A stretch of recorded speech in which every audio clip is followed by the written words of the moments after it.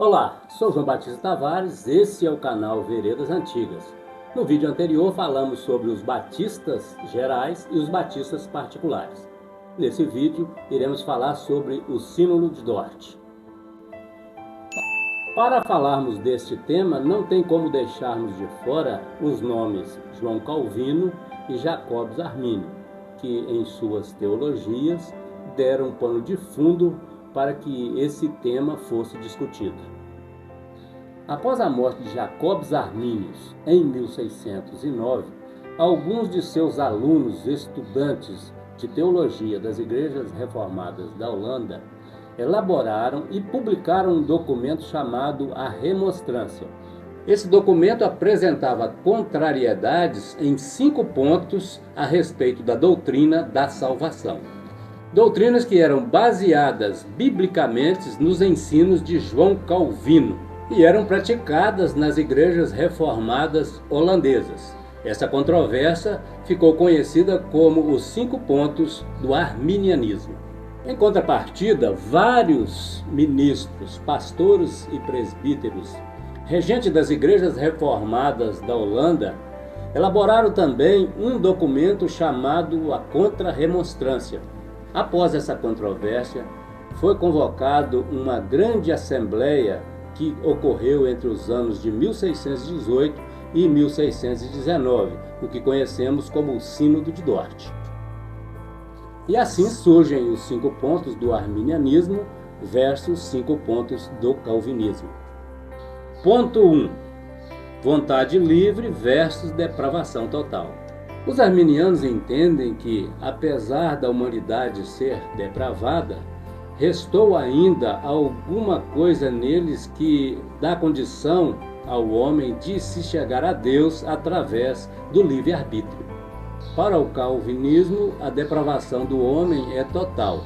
Essa doutrina afirma que o homem é caído e escravo do pecado. Em Efésios 2:1 diz: Ele vos deu vida, estando vós mortos nos vossos delitos e pecados. Dessa forma, o ser humano é incapaz de buscar a Deus por vontade própria. O segundo ponto é eleição condicional versus eleição incondicional.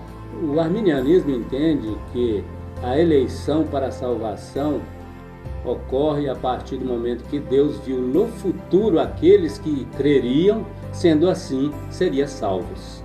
Ou seja, trata-se de uma eleição condicionada à ação do homem. Para o calvinismo, a eleição é incondicional. Deus escolhe entre os pecadores aqueles que Ele quer regenerar e salvar.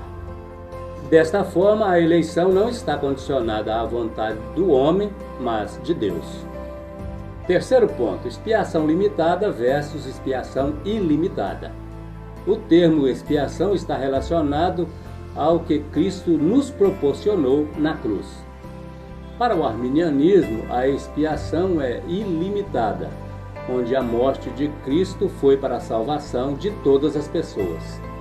Para o calvinismo, a expiação é limitada, ou seja, a morte de Cristo se deu em favor dos eleitos, que foram escolhidos antes da fundação do mundo.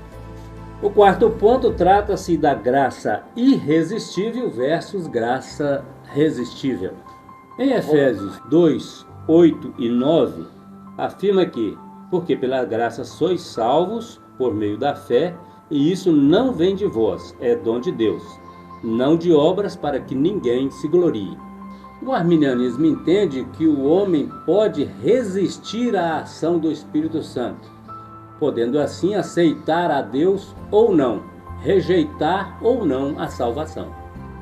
Para os calvinistas, a graça é irresistível.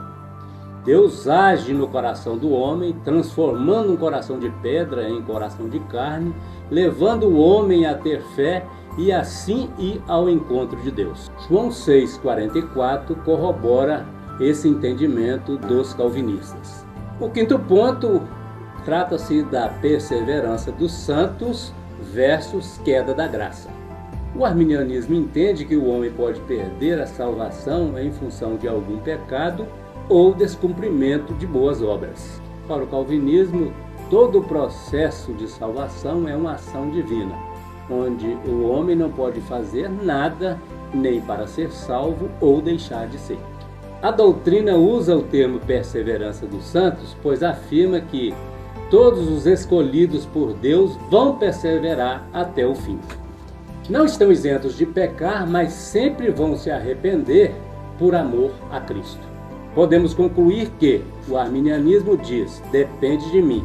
O calvinismo responde, tudo depende de Deus.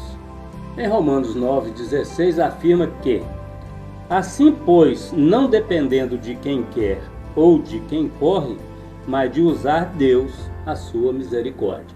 Este foi mais um vídeo do canal Veredas Antigas.